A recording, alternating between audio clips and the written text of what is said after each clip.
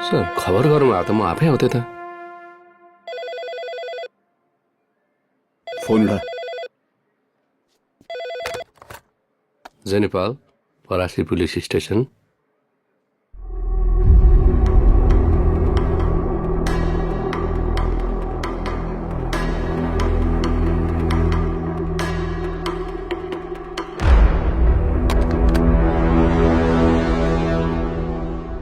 पिटिए रानीको ससुरालीमा काण्ड भएछ। पूर्व डिएसपी साहब सहित 25 जनाको हत्या भएछ। त्यो काण्ड मैले गरेको हो।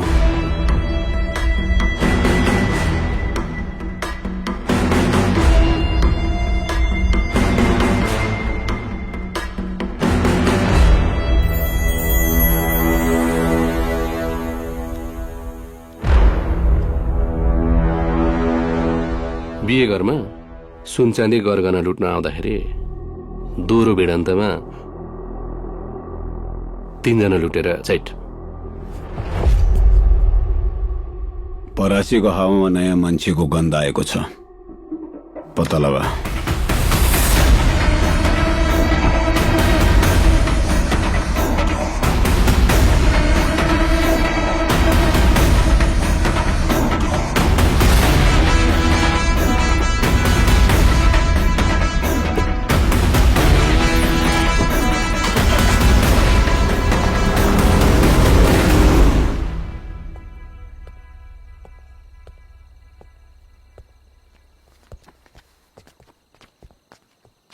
सर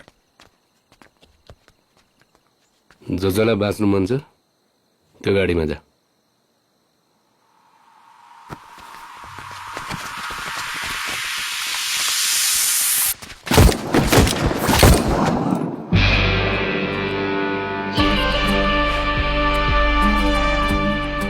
न कसैको दाई न कसैको भाइ, इन्सपेक्टर राई।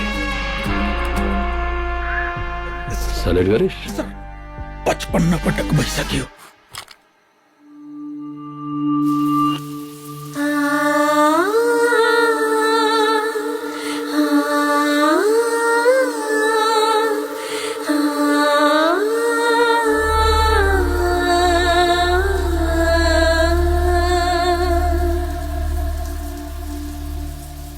यहाँ मैले सबै कुराहरू मिलाइसकेको छु। केन्द्रमा यो घटनाबारे केही कुरा निस्कियो भने मलाई तपाईँको आवश्यकता पर्न सक्छ। बिर्सिनु भयो म पूर्व मन्त्री हो भनेर। मलाई यो सब केही सुन्नु छैन। यो घटना जसरी भए पनि दबाउनै पर्छ। यहाँ सवाल मेरो छोरीको छ। यो घटनाबारे कानो कानको साला खबर हुनु हुँदैन, यहाँसम्म कि मिडियालाई पनि। अबको गृहमन्त्री तपाईँ।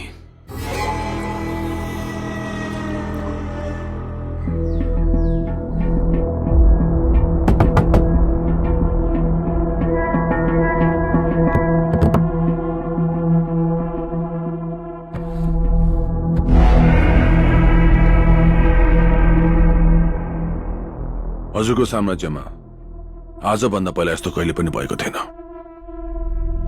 ट्रकमा 20 करोडको माल थियो। हृदयराजको हत्या, हाम्रो छोरी बिहानीको पनि यस्तो हालत भयो।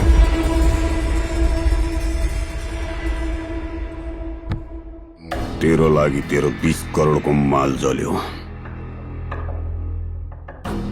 मेरो लागि मेरो वैभव जलेको छ। धनञ्जय सिंह राजपूतले टेकेको जमिनमा कसैले पाइला राख्ने दुस्साहस गरेको छ। कसैले दुस्साहस गरेर केही हुँदैन मालिक।